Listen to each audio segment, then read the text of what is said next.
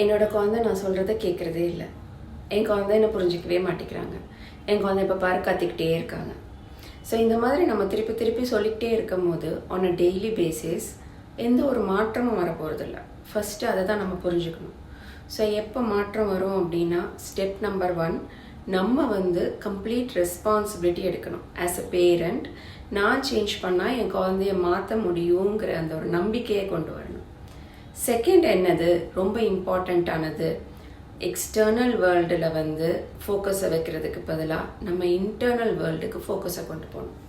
அப்படின்னா என்னென்னா, குழந்தையவே பார்த்து குழந்தைகிட்ட இது தப்பு அது தப்பு இது சரியில்லை அது சரியில்லைன்னு சொல்கிறதுக்கு பதிலாக இதெல்லாம் பண்ணும்போது எனக்கு என்ன பண்ணுது, என்னோட எமோஷன்ஸ் எப்படி இருக்குது, எனக்கு என்ன தாட்ஸ் இருக்குது.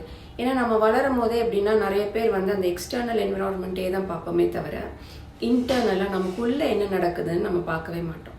நம்ம எப்போ நம்ம இன்டர்னல் வேர்ல்டு போய் பார்க்க ஆரம்பிக்கிறோமோ, நம்ம தாட்ஸ் என்ன நம்ம எமோஷன்ஸ் என்னன்னு பார்க்கும்போது குழந்தை என்ன சேட்டை பண்ணாலும் என்னால் அதை ஹேண்டில் பண்ண முடியுங்கிற அந்த ஒரு தன்னம்பிக்கை வரும்.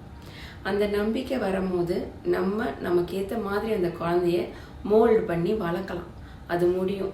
அதுக்கு நம்ம இன்டர்னல் வேர்ல்டு தான் நிறைய ஃபோக்கஸ் பண்ணணும். ஓகேவா? தேங்க்யூ.